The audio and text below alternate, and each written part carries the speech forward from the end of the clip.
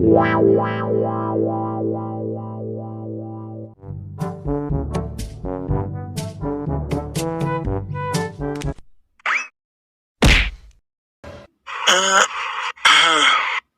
বাবা রে, কোমরটা গেল রে বাঙা। লেওড়া চুদারা বালের মতো রাস্তা করেছে শালা, 1 বছর না হতে হতেই তার ভেতরে সব নাড়ি ভুড়ি বেরিয়ে গেছে। উফ, কোমরটা ভীষণ যন্ত্রণা করছে।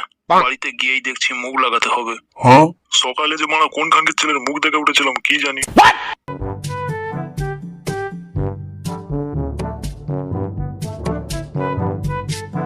কে হে, গোবিন্দ নাকি? এত সকাল সকাল চললে কোথায়? কোথায় আর যাবো বলতো ভাই, ওই একটু জমালয়ে যাচ্ছি আর কি। তাই নাকি? তাই এত জায়গা ছেড়ে হঠাৎ জমালয় কি মনে করে?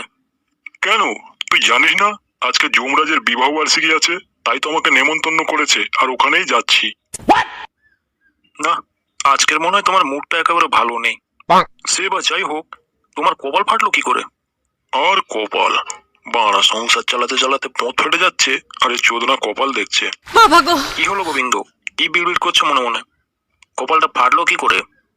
আর বলিস না ভাই, ওই স্কুলের ধারে রাস্তাটা দেখেছিস কত বড় বড় গর্ত? হ্যাঁ আছে তো, ওখানেই আস্তে আস্তে ওই গর্ততে হোঁচটকে পড়ে গিয়ে আর মারা মাথাটা ফেটে গেছে, বুঝেছিস? কিন্তু গোবিন্দদা, ওই রাস্তাটা তো পিচ দিয়েছে এখনো 1 বছর হয়নি না? হ্যাঁ তা তো হয়নি।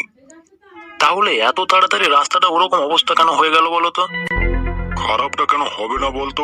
ভাড়া রাস্তার জন্য যদি 100 টাকা আসে ওপর মহল থেকে, সেখান থেকে 90 টাকা গাঁড় মেরে আর 10 টাকার কাজ করবে, তাহলে বাল করে রাস্তা ভালো থাকবে? শালা পার্টিটাই সব চোর চিটিং বাজে ভর্তি হয়ে গেছে। মোটামুটি যে 2 দিন সময় পাচ্ছে একদম পোঁদ মেরে ঢাক বাজিয়ে ছেড়ে দিচ্ছে। এটা কিন্তু তুমি একদম বাস্তব কথা বলেছো। তা হ্যাঁ গো গোবিন্দদা, দেখতে দেখতে তো আবার পঞ্চায়েত ভোট চলেই এলো। তাই এবছর তুমি কাকে ভোট দেবে ভেবেছো? যাকেই দিই না কেন, এবছর কেএমসি পার্টিকে তো একটাও ভোট দেবো না। বলো কি গো, তাহলে কাকে দেবে?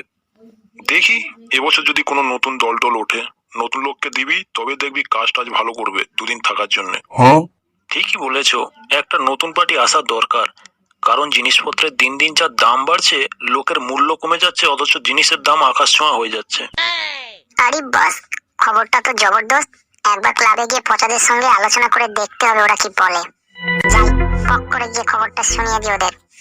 A few moments later. जहाँ तो है वहाँ मैं हूँ, मेरे दिल की तू धड़कन है। যাই বলিস ভাই, পুরোনো গানগুলোর কিন্তু কোনো বিকল্প নেই। যত দিন যায় না তত যেন দিন দিন নতুন হয়ে যাচ্ছে। কথাই তো আছে, ওল্ড ইজ গোল্ড।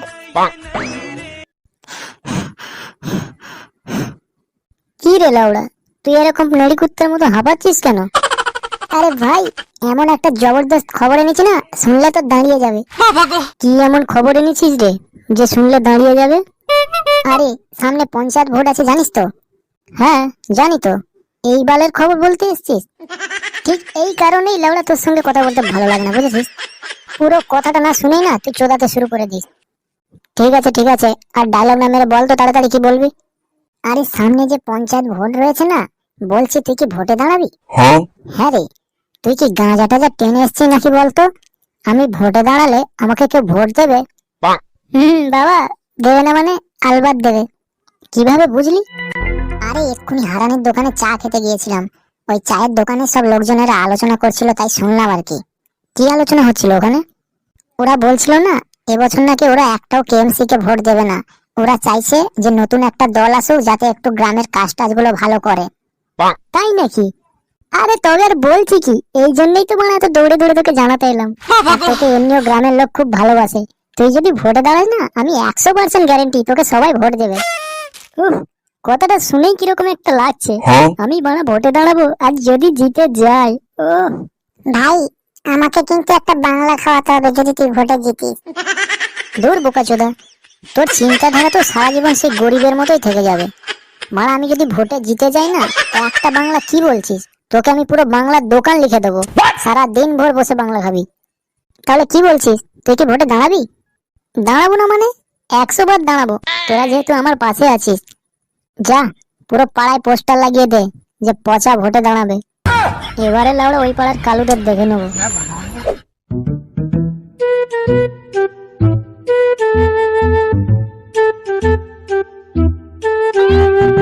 আরে এটা আমি কি দেখছি, পচা ভোটে দাঁড়াবে, তাও আবার আমাদের গুরুর অপোজিশনে। ব্যাপারটা তো ঠিক সুবিধের মনে হচ্ছে না। যাই তাড়াতাড়ি গিয়ে গুরুকে খবরটা দিয়ে আসি।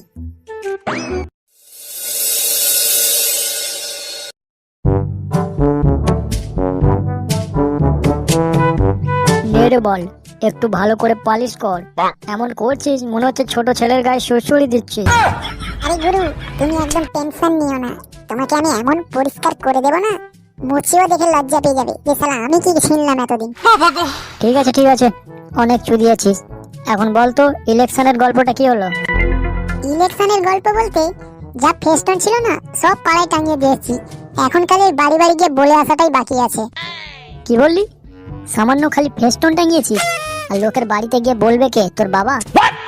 না গুরু, মানে ব্যাপারটা হচ্ছে কি জানো তো, ওর থেকে বেরোতে ভয় লাগে। কোথায় যদি রাস্তাঘাটে হাটফেল হয়ে যায় তাহলে তোমার আবার একটা ভোটার কমে যাবে। কথাটা আবার ঠিকই বলেছিস, বাল আষাঢ় মাস পড়ে গেল, এখনো যা রোদের তেজ, রাস্তায় বেরোতেই ভয় লাগে। কি যে ওরা করা যায়, লোকের বাড়িতে গিয়ে না ভোট চাইলে আবার খানকির ছেলেরা ভোট দিতে চায় না। শালারা সব ভোটের দিনে এসে ঝামেলা করে, আমাকে ঘর দাও, আমাদের বাড়ির কল ঠিক করে দাও, আমাদের ঘরের কারেন্ট নেই, বাল নেই, চুল নেই। এটা কিন্তু গুরু একদম হক কথা কইছো। এই তো পেয়েছি। কি পেয়েছো গুরু? শোন লালটু, অনেক ভেবে দেখলাম, লোকের বাড়িতে গিয়ে ভিখারির মতো ভোটের জন্য ভিক্ষা করে কোনো লাভ নেই। তার থেকে একটা কাজ করবি, একটা গাড়ি নিবি আর গোটা পাড়ায় মাইকিং করে দিয়ে আসবি।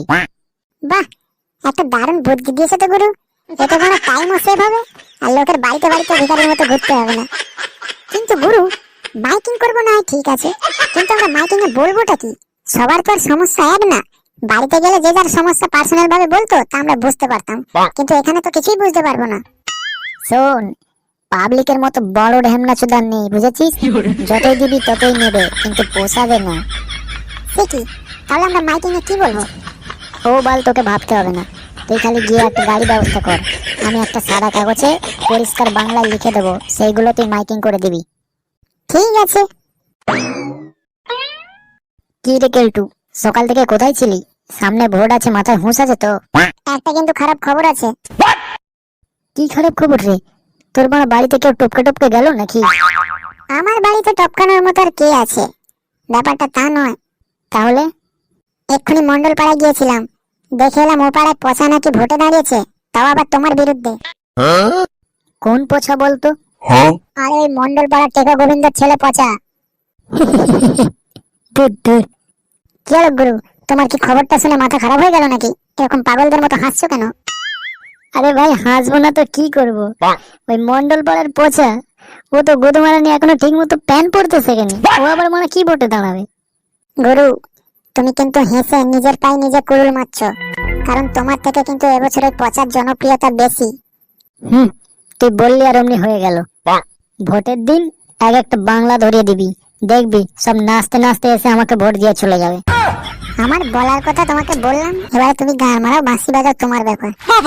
দেখ ভাই, এই গান ফাটা গরমে না বেশি মাথা গরম করিস না, কোথায় মানে স্ট্রোক ফোক হয়ে মরে যাবি, আমারই একটা লোক কমে যাবে। আর এমনিতেও ভোটে তো কদিন দেরি আছে, দেখা যাক না কোথাকার জল কোথায় যায়। The next day.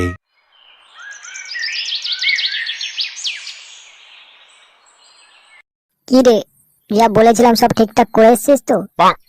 হ্যাঁ গুরু, সব একদম ওকে আছে, বেকার চাপ নিও না। এই তো ঠিক এটাই তোদের মুখ থেকে আমি শুনতে চাইছিলাম। আরে লালটু, তা আমি যেগুলো খাতায় লিখে দিয়েছিলাম সেগুলো ঠিকঠাক বলে এসেছিস তো মাইকে? হ্যাঁ গুরু, কোনো চাপ নিও না, আমি একদম সুন্দর করে গুছিয়ে বলে এসেছি। এই তো এইরকম বলবি, তবে দেখবি লোকজন দৌড়ে দৌড়ে ভোট দিতে আসবে। হ্যাঁ রে, তা কি বলেছিস একটু বল দেখি। কেন, যা তুমি এই কাগজে লিখে দিয়েছিলে তাই তো বলে এসেছি। বলে এসেছি, যারা যারা আমাদের কেএমসি পার্টিকে ভোট দেবে না, তাদের ভোটের পরের দিন সবকটার মুন্ডু কেটে আর 3 মাথার ওই বট গাছটা ঝুলিয়ে দিয়ে আসবো। হ্যাঁ, ঠিক এটাই তো চাইছিলাম। আগে মারা ভোটটা হয়ে যাক, তারপরে আসল খেলা চালু হবে। একদম ঠিক বলেছে গুরু। দেখেছিস ভাই, শালা কেএমসি পার্টি কিরকম দিন দুপুরে সবাইকে হুমকি দিয়ে বেড়াচ্ছে। হ্যাঁ, তাই তো দেখছি। আসলে কি জানিস তো, ওরা বুঝে গেছে এবছর ওদেরকে ভোট দেবে না, তাই এরকম ঢ্যামনামো করছে। ও বল, ওরা যা করছে করুক না, আমরা তো আমাদের মতো কাজ করব না। কিন্তু আমরা কি করব? আমরা ওই কেএমসি পার্টির মতো ওরকম হুমকি টুমকি কিচ্ছু দেব না। আমরা মানুষের বাড়িতে বাড়িতে যাব, আর তাদের নিজেদের মুখ থেকে সব সমস্যার কথাগুলো শুনবো, আর সেগুলো সমাধান করার চেষ্টা করব। এটা কিন্তু তুই একদম ঠিক কথা বলেছিস, আমি তোর সঙ্গে একদম একমত। এরকমটা করলে না মানুষের একটু ভালোবাসা পাওয়া যাবে, আর তাদেরকে ভয় দেখানোর কোনো গল্পই থাকবে না। একদম। তাহলে চ, আর সময় নষ্ট করে লাভ নেই, তাড়াতাড়ি পাড়ায় বেরিয়ে পড়ি। হ্যাঁ, তাই চ।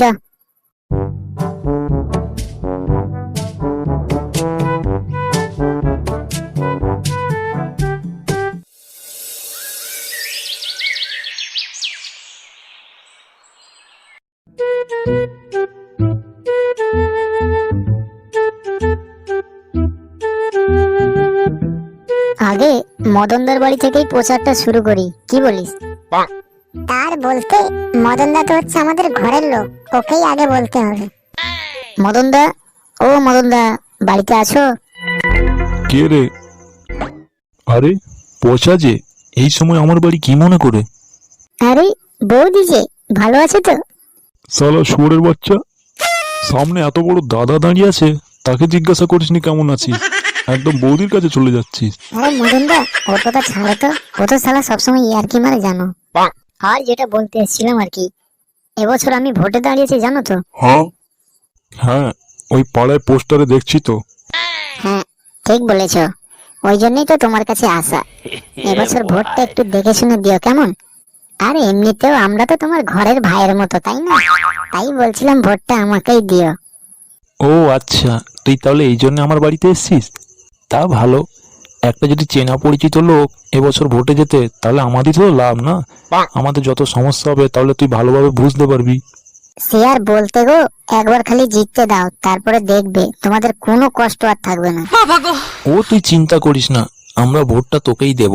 কিন্তু হ্যাঁ রে, ভোটে জিতলে তুই আমাদের কি দিবি? আরে মদনদা, কি যে বলো না, তুমি খালি একবার পচাকে জিততে দাও, তারপরে দেখবে বৌদি সারা বছরের যা সায়া ব্লাউজ লাগে না, সব পচা এনে দেবে। কি বললি খানকির ছেলে? যত বড় মুখ নয় তত বড় কথা। শালা এতদিন ছায়া ব্লাউজ কি তোর বাবা এসে কিনে দিয়ে গেছে, যে ভোটে জেতার পর তোরা কিনে দিবি বলছিস? দাঁড়া, আজকের ব্যবস্থা করছি। শালাদের এমন শিক্ষা দেবো আজ যে জন্মের মতো ছায়া ব্লাউজ কেনার শখ ঘুষে যাবে তোদের। মদনদা, শোনো, কথাকে শোনো শোনো শোনো। শালা শুয়োর বাচ্চা তোর। ভাই, শালা